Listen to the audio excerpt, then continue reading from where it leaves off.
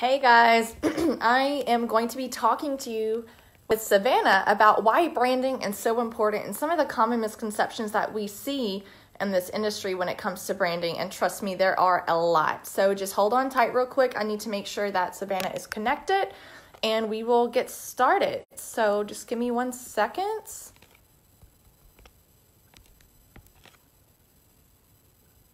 Okay. So I'm just waiting for her to connect real quick. But while we're talking about branding, I actually am taking most of the day to work on my own branding stuff. So that means getting on Canva. That means making sure my Google ads look good. That means everything is staying consistent. So there's more to branding than just a logo. And Savanna and I will get into that very shortly whenever she hops on. But there's more to branding than just a logo. So people tend to, hey Jessica, we're just waiting for Savanna to hop on real quick because we're going to do this video together. Hey, there she is. Okay, so you on. Here we go.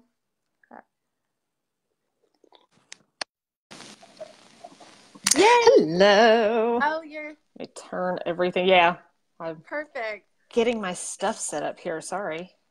I know. So I wanted to talk to you guys a little bit about branding, and I just messaged Savannah. I'm like, hey, do you want to come on and do a video with me? And we didn't even think of like a topic or curriculum or whatever, so we're just going to wing it. But I was just, saying how there's more to a brand than just a logo. And if there's anybody I know that understands branding, it's you. And I swear to fucking God, if I see one more lotus flower logo or hands or something, and you know how I feel about it, I'm going to flip out. But people I see online all the time, what do you think of my logo? And their logos are terrible. And you don't even need a logo to have a brand either. So I just wanted to bring you on because I know that you're one of my favorite masters of branding and talk to these people who need some severe help in the department. Well, there's so much that goes into branding. What I tell people is that, everybody thinks logo and colors and fonts and all that junk. And while that stuff is important and that gives the visuals to your brand, that's not your brand at all. Your brand has to be developed before you ever even think about making the visuals. People start with the logo and it's like, no, don't start with the logo. Don't ever start with the logo or colors or whatever. Start with the core mission of your business. If you don't know that, then you don't know what the hell you want in a logo. So why are you even trying to develop one? Yeah, the core mission, the values, and how do you want your clients and customers to feel when they walk in and when they leave?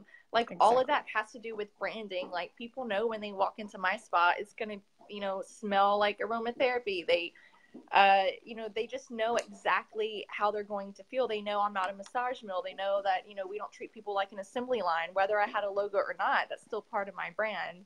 Yep. And I'm like the queen of brand personality too, which is completely different than having a physical, tangible brand as well. But God, you ladies need some severe help. It's not like trying to throw y'all under the bus.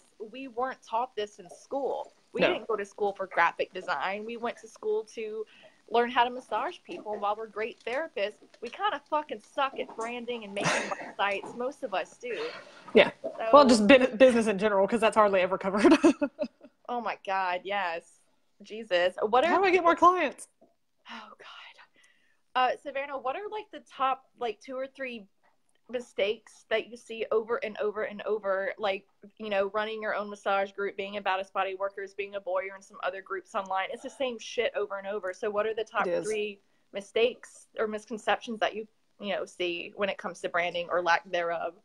I would say probably the biggest one would be starting with a logo or starting with the visuals and not taking into account what your business really is and not looking at the core of it and the mission and how you want people to feel and that sort of stuff. It's like, oh, well, it's clinical, so it needs to be blue and it needs to be sharp lettering. And it's like, no, actually it doesn't. Just because. You're breaking up a little bit. Oh, no. Is your signal good? Because you were kind of breaking up a little. I caught you. Sorry. Good. Everything good now? We good? Yes. Okay. So yeah, everybody starts with a logo and they get into this thing of, the psychology of color and all of that jazz. And actually that's been debunked quite a bit. If you look at actual research, but also, it's like, clinical stuff has to be blue or it has to be, sharp lettering and stuff. That's not true. You can have, you can do something totally funky. You can make it pink, make it hot pink if you want, make it, teal or purple or whatever you want. It's more in, you know, the style of everything you present. You know, the colors are there and they help, but that's not the core of it. And neither is your logo. Say again, I'm sorry. Oh, it's the consistency of everything. Like I tell people all the time when they're driving down the street and look at a billboard and there's, you know, an ad right in front of your face, your brain has like 0.01 whatever. It has very, very limited, like a tenth of a second to process whatever you're reading.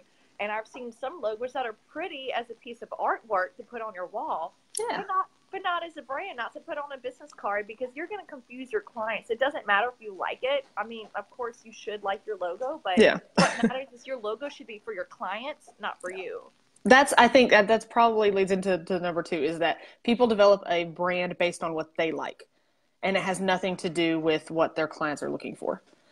I want it to be pretty because I want lotus flowers and crap like that, as opposed to what a client is looking for, which is something that gives them comfort, that they know they're going to be taken care of, or they know, you know, it's going to help ease their pain, or whatever the case is. It's like, oh, well, I have to think it's pretty. It's like, well, you have to kind of like it, but it's not meant to appeal to you. It's meant to appeal to your clients. Yeah, my logo would totally be like a toctopus. Right? 8 tacos and margaritas. That would be my logo if I developed a logo around what I really like. Exactly. Know? But like, just take all the brands. I mean, Savanna, we're preaching to the choir to each other because we talk about this all the time. But for, you know, people tuning in, brands that don't really have a pictorial logo, they have just a font logo, like a word-based logo. Netflix, Google. You know, take all the big brands out there. Like, I've seen the Netflix logo in like 6 different languages on the cover of I forget which magazine it was. I think it was like Times or something, or Business Report, something like that. And I instantly recognized it as Netflix, even though it wasn't in English. So you have to make it recognizable to people. Otherwise, you're just spinning your wheels, and clients are going to be like, what the fuck do these people offer? Or like, what is this about? I don't understand, you know? And it's, again, it could be a beautiful piece of art. Doesn't mean it's meant to be part of your business. So if you're kind of spinning wheels about a logo, it's okay. You don't need a logo. You need a really good typeface. You need a font. Yes. And I think too, probably number 3 here would be that people try to get cutesy and make things that are Comic I don't know. Papyrus. Yeah. Papyrus. I know your hatred for papyrus. Oh but really, they try to get cutesy with not only the look, but also like the name, or the, you know, the little sayings and the blurbs and the slogans and that sort of stuff. And it's like, people don't need cutesy. They need simple. Yeah. And they need something that, exactly, they need something that portrays your message and your brand and the core of your brand within a split second. And if you can't do that, then you're not. I mean, I saw a commercial yesterday it's an eyeglass company that, I hate to say this, I can't remember who it was now, because I just saw it yesterday and it was a flash. But it shows their website and it says, trendy, not spendy. And it's like, that's perfect. I'm so sorry, Savannah, you were breaking again. You said, I heard something not spendy. It's trendy, not spendy. Oh, trendy. That is true. And I see a lot of, like, I tell people to go to Creative Market all the time to get, to buy a font. Buy a fucking font. It's less than $20. Seriously, stop drinking Starbucks for a week. It's less than $20. Upgrade your client to Hot Stones an extra 30 minutes, whatever. There's no excuse. I love Creative Market, but there are a lot of trendy fonts on Creative Market as well. So just make sure that it's going to be something, one, that you actually buy, and that's preferably, you know, handmade. It's not only supporting a local artist, but it's original. But 2, something that's going to kind of be timeless and last 5-10 years into the future, depending on how long you want to keep your business around. You know, you need to make sure that it's not going to be just for 2018-19. Yeah, something that's not so trendy that it's, you know, it's gone in 6 to 12 months. And Linda says, I'm currently getting my logo redone because my old one was so generic. I'm getting a Phoenix. Oh my God, I'm sorry if that sounded like penis. I'm getting a Phoenix type for my clients reborn after their sessions. It's okay. Rebecca already told me to give her sex. So okay, I meant to say give me a sec. It's not my fault. The X is autocorrect. Classy Southern ladies we are, but it's okay. But I think that's awesome, Linda. I can't wait to see it afterwards. You could do a lot with that when it comes to decor and stuff. But speaking of generic logos, when I first made my logo, I had a really shitty graphic designer, and I thought that he was great because if I'm being honest here, I was dating him, so you know how that goes. But my logo, it turns out, is the exact same logo as my massage conference, or I'm sorry, the World Massage Conference, and I can post a before and after. Well, not a before and after, but I'll post a side by side for you guys to see how badly I fucked up. Yeah. He didn't do. I mean, I didn't know the difference because I thought he was professional. I trusted him. He never went to Google and like reverse searched the images, or he never like looked up and see if it was taken already, but it was. And guess what? It was a yin yang symbol, a banana leaf, and a droplet of water. So how generic is that? Speaking of generic, my God, had nothing to do with flower cupping, nothing to do with holistic health. God, I don't know why I chose that logo, but I chose it because that's what everyone else was doing. So yeah, well, and you got to start somewhere, and I think that's one thing. Is a lot of people, it's like it's got to be perfect, and it's got to be. You can rebrand at any time, and whether that means creating a new logo, or that means kind of redefining your mission or whatever. I've rebranded, I would say, totally with the visuals and everything once, and then probably rebranded in the sense of changing a little bit of the core and kind of tweaking what my business is really about. I've done that probably 4 or 5 times since I started. So it's an ever evolving thing. It's not like it's got to be perfect from the get go and it's going to be like that forever. That's not how this works. Yeah, I remember you getting a vote on your new brands and everything, and that was cool. If you have a before and after for like some of the newer members, that would be really cool to post. Yes, because the old one was. No, and by the way, guys, I started creating these events on the Badass Bodyworkers page because it's just so much easier to archive everything like underneath one topic, underneath an event, instead of like searching through the search bar or hashtag. So anyways, I'm going to be posting like some more resources and stuff and some before and after pictures. So anytime you have a question about branding or whatever, you don't have to go through the search bar. Just go to the group event page, and it's just easier just to pull up everything. But guys, stop. One thing I want to tell you before you come up with the brand or logo, literally type in massage logo on Google and see what comes up and do the exact opposite of what it is. That's probably like my biggest tip. Yeah. God.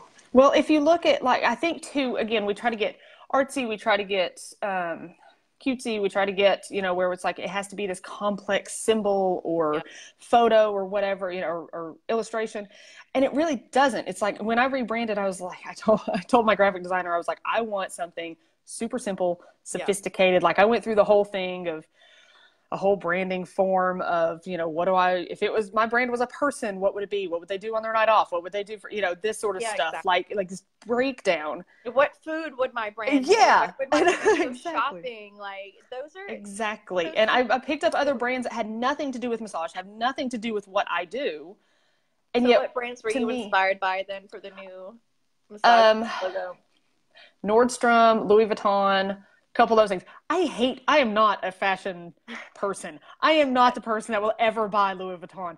And I don't expect my ideal clients to either, but the ideal was that's the representation that I want. I want that kind of, high class, sophisticated sort of look to it.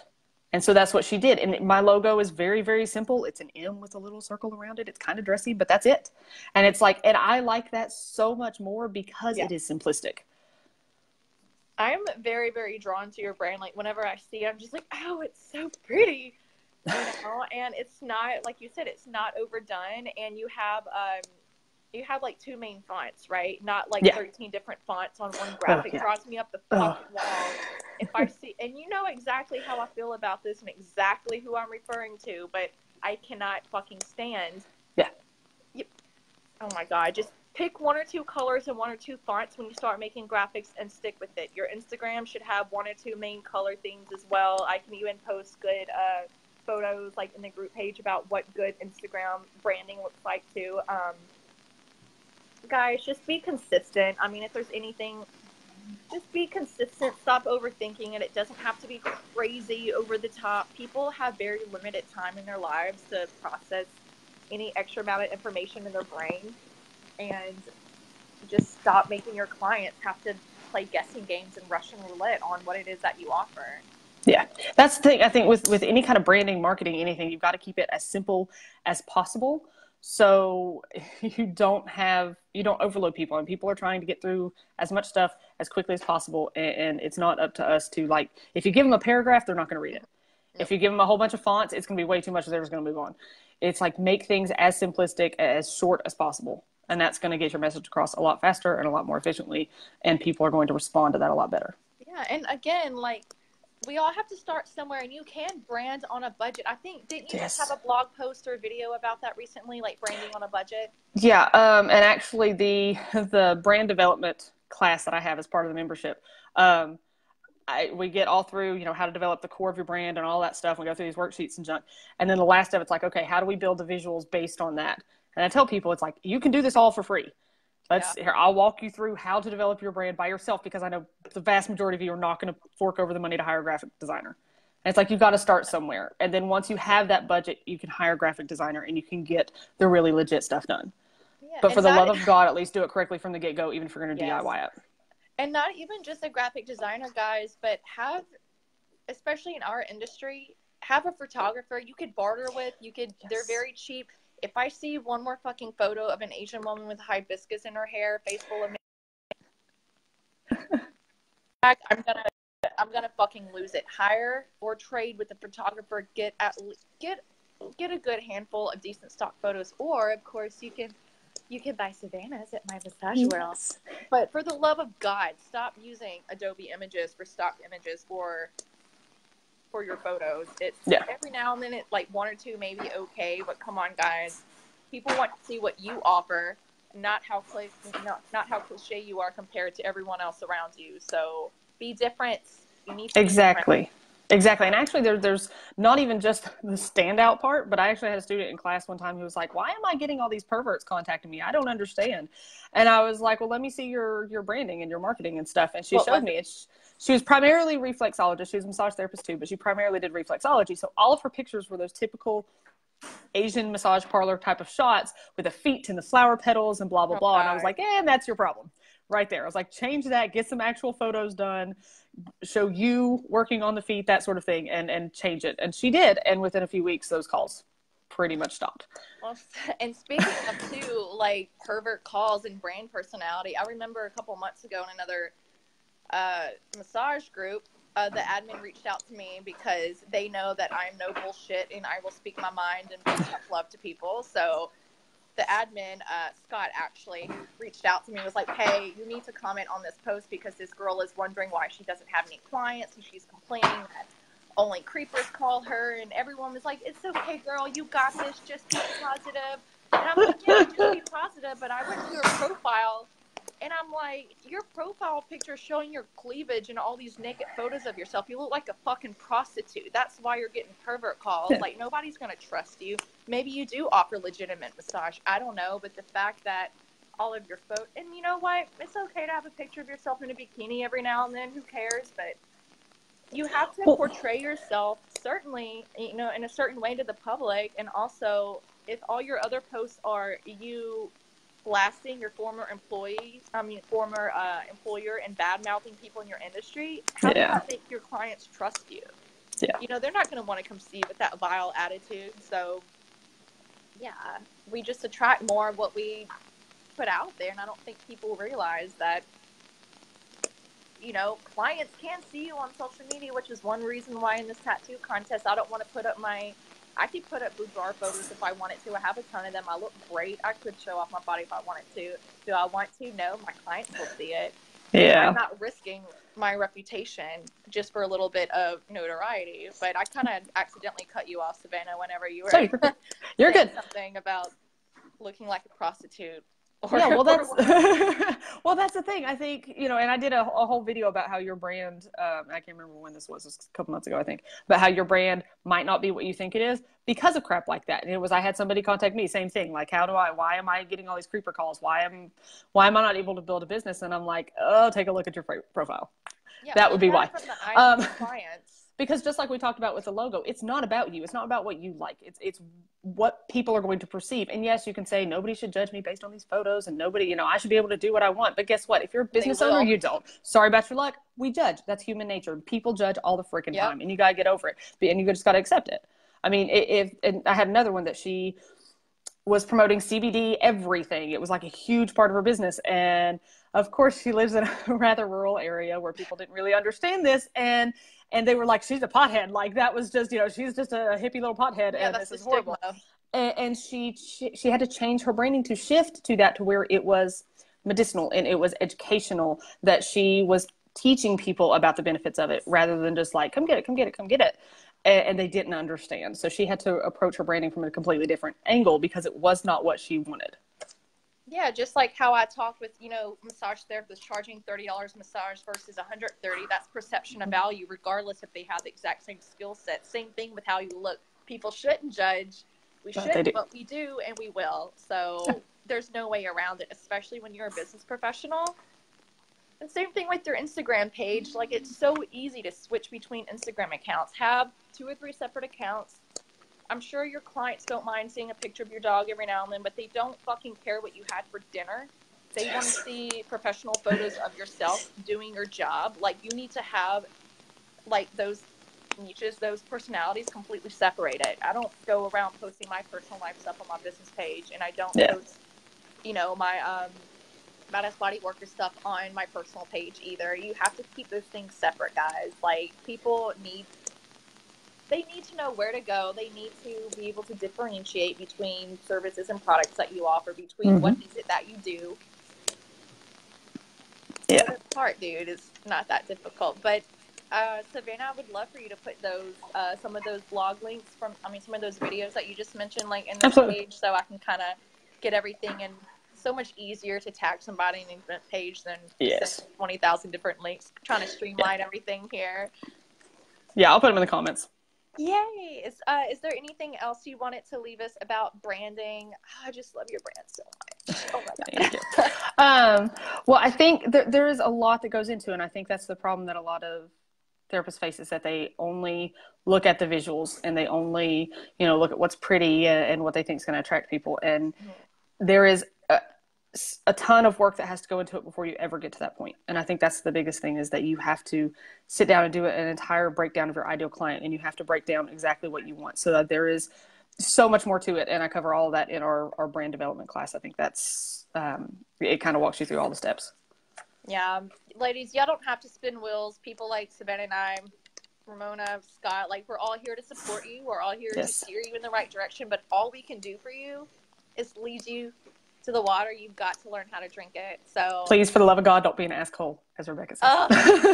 God, I was so delighted whenever you had that video. I'm like, It was a total rant. I went a little too far, I think, sometimes, but at the same time, like, you know what, it just needs to be said. I don't care. Oh, thank you, Linda. You're so sweet. She says, you 2 ladies are badass women. I love both of your contents. Thanks for all you do. Linda, you should have saw Savanna and I standing beside each other last year after the World Massage Festival. Savannah's a fucking Amazon. She's always sitting down in her videos, but she's like 7 feet tall and I'm 5 feet tall. I'm 6'1". Get It's still like 7 close feet enough, tall to me.